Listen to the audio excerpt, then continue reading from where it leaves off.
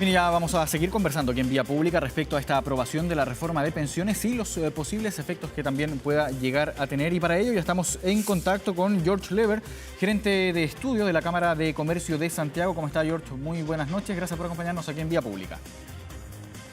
¿Qué tal, Marco? Buenas noches, muchas gracias.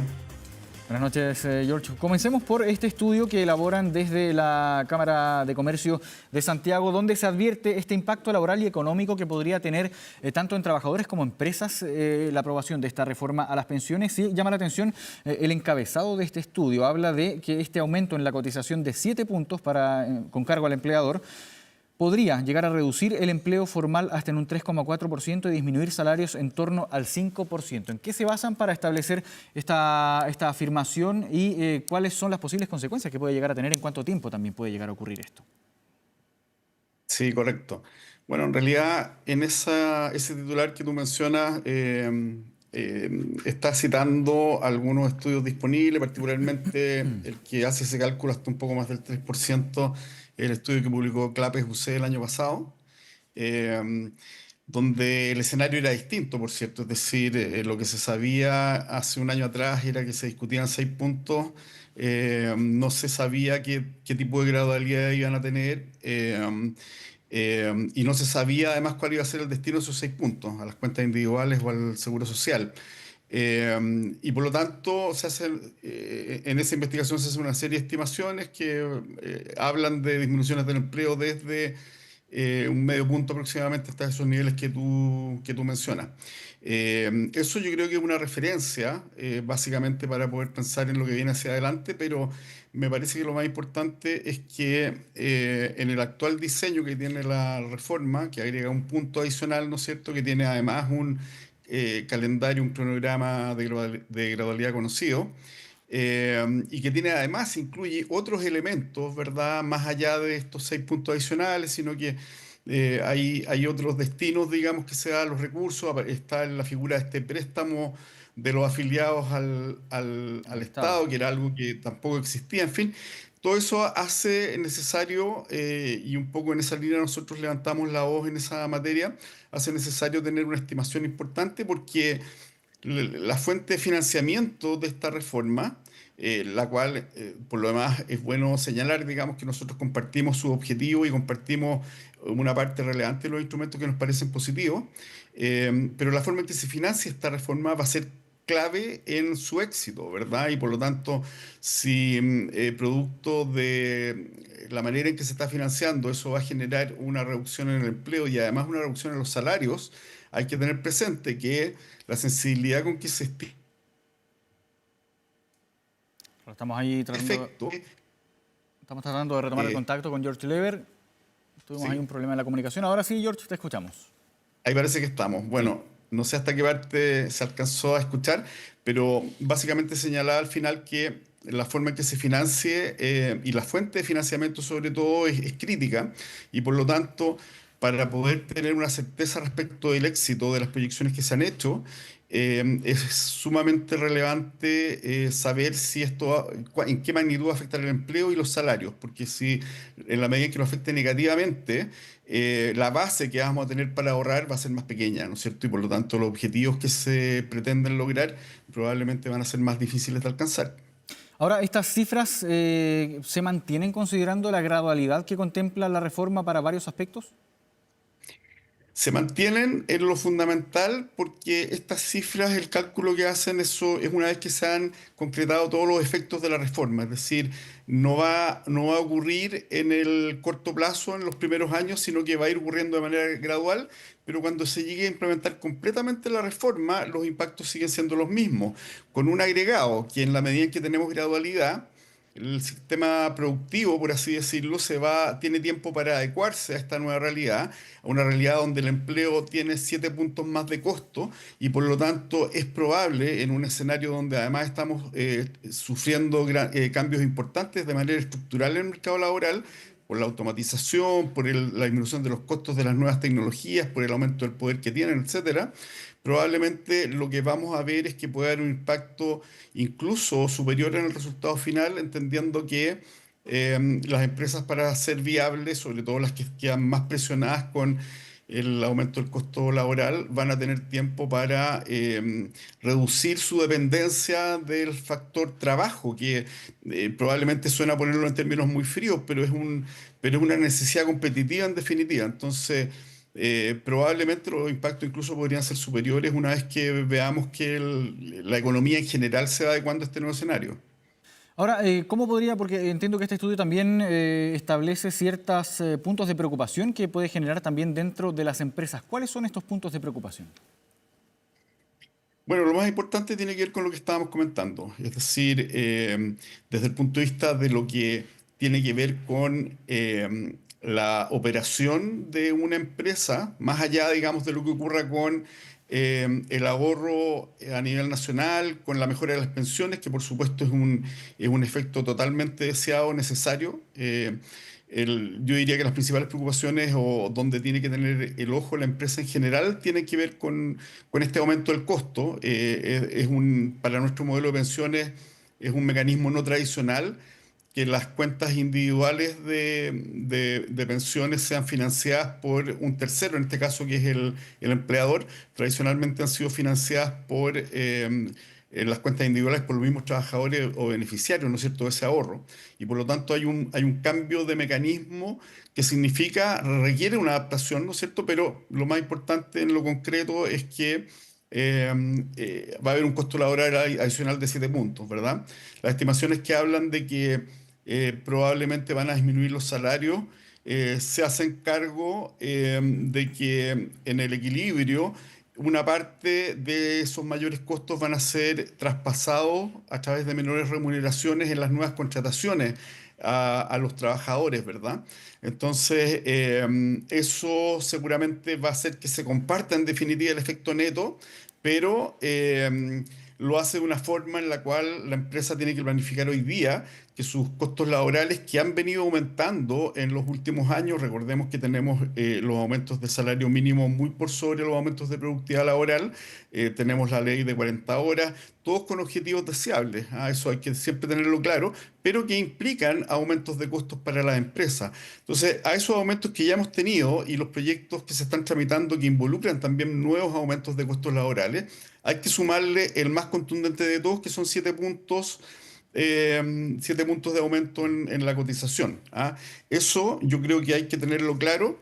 Y es lo que las empresas van a tener que trabajar en los años que vienen y yo creo que como economía vamos a tener que trabajar, porque aquí pueden pasar dos cosas. Una, que no tengamos conciencia de estos costos y que se dé como una fuente cierta de financiamiento de las cotizaciones, estos 7 puntos que aportan adicionales los empleadores. Y lo otro que puede pasar es que subestimemos el impacto que eso tenga en las decisiones de contratación, por lo tanto en el empleo, en la viabilidad de las empresas más vulnerables, es decir, hay empresas que con este costo adicional probablemente van a dejar de ser viables económicamente y al desaparecer, bueno, desaparecen también los empleos que proveen, etcétera. Entonces, lo más importante es que como país tengamos claridad y los podamos medir, porque la verdad es que debió haber estado en la mesa de la discusión un estudio de impacto certero y que incluyera los nuevos factores que se incluyeron como este punto adicional de cotización de cargo del empleador, lo que no existe hoy día, digamos. Entonces, lo primero que hay que hacer es evaluarlo en profundidad y prepararnos como economía para poder mitigar los impactos que eso puede tener tanto en el empleo como en los salarios y, por supuesto, en el crecimiento económico. Quiero tomar un punto que mencionaba usted, George, respecto a las discusiones que se dan habitualmente, por ejemplo, con el aumento del salario mínimo, lo que se dio también en la discusión parlamentaria respecto a lo que finalmente se transformó en ley, en la reducción de la jornada laboral a 40 horas, que implica también la gradualidad. No sé si en este caso han podido ya identificar algunos inconvenientes que ya se habían advertido probablemente antes o durante la tramitación de estas iniciativas, hablando del el aumento del salario mínimo y la aprobación de la ley de 40 horas. ¿Y cuál es la posibilidad real, considerando estos dos elementos también que ya están ejecutándose prácticamente, considerando la gradualidad correspondiente, pero cuál es la posibilidad real de que se llegue a reducir, de acuerdo a este aumento de la cotización con cargo al empleador, este empleo formal a en un 3,4% y los salarios en un 5%? ¿Hay probabilidad real de que eso llegue a ocurrir, considerando, insisto, estos dos elementos que ya están en curso? Sí, absolutamente. O sea, estos dos elementos que están en curso dejan en una situación más vulnerable al sistema productivo en general, ¿no es cierto? Es decir, son dos situaciones que han ido aumentando los costos de contratación, son relativamente recientes, por lo tanto, poder estimar el impacto que han tenido va a tardar un tiempo, ¿no es cierto? Pero si uno mira ciertos indicadores, por ejemplo, si uno contrasta la trayectoria del salario mínimo con la creación de nuevas vacantes laborales. Una cosa es el empleo total, ¿no es cierto?, y cómo evoluciona, pero otra cosa es cuánto nuevo empleo se genera. La verdad es que si uno contrasta ambas curvas, cómo se ha elevado el salario mínimo, uno observa una caída en la creación de nuevo empleo totalmente simétrica, es decir, va a la baja en la misma intensidad con que va al alza el salario mínimo. Por lo tanto, ahí uno ya puede predecir o puede estar reflejar, digamos, que se está dando un cambio que ha afectado efectivamente la creación de empleo. En el caso de las 40 horas es un elemento adicional que se suma a esa misma observación. Y por lo tanto, la conclusión que tenemos en general en el mercado laboral, sobre todo en los últimos años, luego de salir de la pandemia, es que ha perdido capacidad de creación de empleo. No se está moviendo con la misma intensidad que se mueve el aumento de la actividad económica. Es decir, hay un rezago que se produce precisamente en estos últimos años que yo comentaba, y nuestra explicación se genera una brecha, digamos, entre la forma en que se conduce la actividad económica y la forma en que se crean nuevos empleos, y nuestra percepción es que el impacto ha sido fundamentalmente debido a cambios regulatorios. ¿Ah? Por lo tanto, la probabilidad de que eso ocurra, es decir, de que efectivamente disminuya el empleo y que disminuyan los salarios, es bastante alta. La cifra que tú mencionabas, yo creo que hay que tomarla simplemente como una referencia de que nos habla de qué tan grave puede ser el problema. Hay que recalcularla, ¿no es cierto?, con estas nuevas Claro. condiciones. Hay que incorporar, además, porque esa cifra no considera estos efectos que tú estabas mencionando recién. Es decir, el modelo que calcula esa cifra no incorpora estas nuevas regulaciones de las que estamos hablando, los aumentos de salario mínimo, la ley de 40 horas, más otros 20, 25 proyectos en realidad que se están tramitando en el Congreso y que de los cuales 20 aproximadamente implican mayores costos también para la contratación. Entonces, lo más importante hoy día, sabemos que el efecto va a ocurrir. Lo más importante es poder tener relativa certeza de la magnitud, porque si supera ciertos límites, pone en peligro los resultados, los objetivos perseguidos por la reforma, no logra conseguir todo el ahorro que se está estimando, digamos, y eso es lo que hay que tener, de eso es uno de los elementos fundamentales de los que nos vamos a tener que preocupar ahora. Ahora, considerando cómo sale la reforma de pensiones del Congreso y lo que viene ahora, que será la implementación ya durante este año, esta cifra mencionada, que ya entendimos que evidentemente es una cifra que está calculada, pero con otras variables previas quizás, no con las variables actuales, ¿se podría llegar a agravar? Sí, claro. O sea, solamente agregar la presión salarial o de costos laborales, en realidad, que significan las nuevas regulaciones en vigencia, eh, ya es un indicador de que lo va a agravar, digamos, ¿no es cierto? Pone a la economía en general en una situación menos favorable, digamos, para poder absorber este aumento de costo.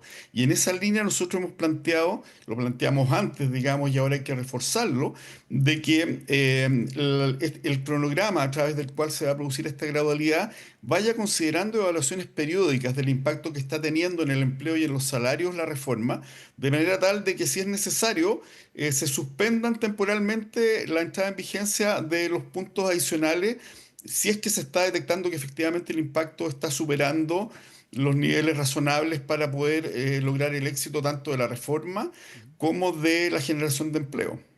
Ahora, dentro de este estudio de la Cámara, perdón, de Comercio de Santiago, me llama la atención uno de los puntos que también critica o que más bien advierte, que habla del impacto del aumento de la pensión garantizada universal. Dice aquí, si bien es un avance positivo en términos de protección social, el incentivo que genera hacia la informalidad debe ser analizado con mayor profundidad. Me gustaría analizar con mayor profundidad, valga la redundancia, este elemento, el aumento de la pensión garantizada universal y su relación que puede tener ahí con la informalidad. Sí, por supuesto. Bueno, hay un tercer factor que no habíamos mencionado, que es precisamente es el que tú planteas, el aumento en la informalidad. Es decir, cuando se produce un aumento del costo de contratación, por una parte, disminuye el empleo formal, pero por otra parte aumenta también el informal. No necesariamente en la misma magnitud, es decir, hay personas que probablemente van a quedar desempleadas, pero algunas de las que pierdan el empleo probablemente van a entrar a la informalidad. Ahora, respecto de específicamente el tema de la PGU, que ha sido una herramienta tremendamente efectiva, hay que decirlo, para mejorar el perfil de pensiones futuras. Tiene un rol muy significativo en estos últimos años y en lo que viene hacia futuro.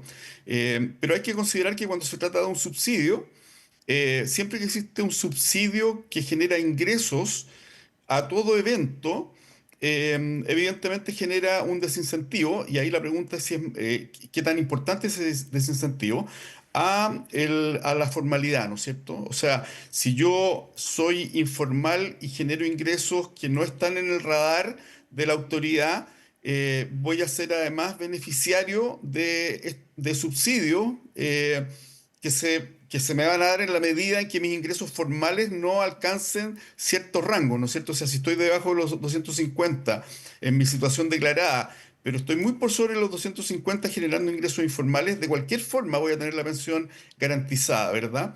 Y eso evidentemente es un incentivo a generar ingresos informales, a no declararlos, digamos, y por lo tanto mantenerme en esa economía escondida de la que se habla, ¿no es cierto? La economía oculta de la informalidad que, bueno, perjudica a todo el resto, digamos, al no generar ingresos, al no generar, al no liberar esos fondos de PGU para que sean utilizados por las personas que realmente los necesitan, etcétera. Ese es un factor que va a estar presente. O sea, cuando aceptamos tener un modelo de ese tipo, que como yo decía, tiene muchos beneficios, hay que aceptar que tiene este tipo de problemática.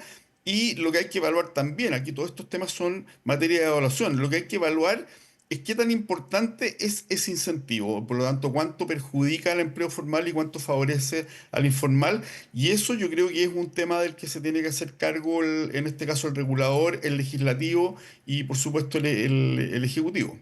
Pero ¿cómo llega a afectar o a incidir más bien en la informalidad, considerando que las personas que pueden llegar a recibir la pensión garantizada universal probablemente ya no estén trabajando, estén en una edad probablemente mayor? ¿Cómo se va relacionando esto? Esos ingresos le van a llegar a cualquier persona que esté por debajo de ese umbral. Entonces, el incentivo, como te mencionaba, es que si yo declaro que, si yo trabajo formalmente, por ejemplo, y recibo, producto de ese trabajo, una pensión de 500.000 pesos, no necesito complementar esos ingresos para llegar al ingreso mínimo garantizado, ¿verdad? Y por lo tanto, me quedo con mis 500. Ahora, si yo tengo 500 pero los genero por un trabajo informal, esos 500 los tengo en el bolsillo, pero el Estado no se entera y por lo tanto además me entrega los 250 y genero en total 750. Ese es básicamente, yo te diría en términos simples, matemáticamente, el incentivo a la informalidad que generan en general los subsidios a ingresos, ¿no es cierto? Ahora, ¿cómo podemos, tomando ya en cuenta todos estos elementos de advertencia que plantea la Cámara de Comercio de Santiago y que han planteado también otros organismos también respecto a distintos puntos que generan preocupación respecto a la implementación y cómo puede llegar a afectar esto tanto a los trabajadores como a las empresas también? ¿Qué es lo que se puede hacer desde el Estado para abordar esta situación y evitar que se llegue a ese escenario que probablemente sea el peor escenario posible? Sí, lo primero yo creo que es evaluar el impacto probable en profundidad, con todos los nuevos, con los elementos que quedan finalmente en el acuerdo. O sea, lo primero es tener una certeza y estar preparado para los peores escenarios, porque seguramente las estimaciones de los próximos años, cuando esto vaya ocurriendo, van a seguir pasando cosas. Uno podría decir, mira, ¿qué pasa si sube el precio del cobre? ¿No es cierto? ¿Qué pasa si aumenta la demanda de China y aumentan las exportaciones y los ingresos producto de la exportación? En fin, pueden pasar muchas cosas, ¿no es cierto? Como va a pasar también el cambio tecnológico y la automatización de la que estamos hablando. Entonces, yo creo que la estimación que se haga va a tener un rango, ¿verdad? Yo creo que hay que tratar de ponerse en el peor escenario desde el punto de vista de las acciones a tomar, ¿ah? No desde el punto de vista tal vez comunicacional o de generar alarma, sino que básicamente desde el punto de vista de las acciones que hay que estar preparado para tomar, hay que ponerse en el peor de los rangos que nos muestren un análisis serio y acabado, utilizando los modelos de equilibrio general que provee el Banco Central, digamos que ha sido utilizado además en las estimaciones que se han hecho, y luego de eso ir tomando medidas de mitigación. Una primera medida de mitigación que se tomó fue un incentivo particular a la tributación de la pyme, ¿verdad? Eso lo que va a hacer es que va a aliviar financieramente a la pyme cuando tenga que enfrentar estos mayores costos, pero no va a cambiar su decisión respecto de la contratación, porque el empleo de todas formas le va a salir un 7% más caro, ¿verdad? Entonces hay que pensar en otras medidas de mitigación también que abarquen al empleo en general, ¿no es cierto? Al total de los trabajadores, no solamente los que trabajan en pyme. Lo primero que hay que hacer, yo creo que es discutir seriamente la necesidad de implementar este modelo de gatillo, ¿no es cierto? Que te mencionaba hace un momento. Es decir, que en la medida en que se evalúe que no se están produciendo impactos indeseables significativos en el mercado laboral, se pueden activar o gatillar los nuevos puntos adicionales de cargo del empleador que considera la reforma. Pero si se evalúa que el impacto que está teniendo es demasiado importante y relevante y está perjudicando los objetivos de la misma reforma, se tienen que haber mecanismos que permitan suspenderlo hasta que sea posible implementarlo. Eso yo creo que son algunas medidas que se deben tomar y en general, si lo vemos ya más en 360 grados, hay que pensar en un modelo, en un mercado laboral que goce de mayor flexibilidad, que sea más probable, por ejemplo, para una mujer tener empleo, para los mayores de edad, para los más jóvenes también, que son los que tienen las tasas de desempleo más altas, generar incentivos a la contratación, es decir, tenemos que prepararnos para un escenario en el que vamos a tener, independientemente de lo que ocurra, vamos a tener mayores costos de contratación y por lo tanto tenemos que hacernos cargo de, desde el punto de vista de la política económica y la política pública, incentivar la contratación. Bien, George Leber, gerente de estudio de la Cámara de Comercio de Santiago, muchas gracias por esta conversación con Vía Pública. Que esté bien. Muchas gracias a ti, Marco, un gusto.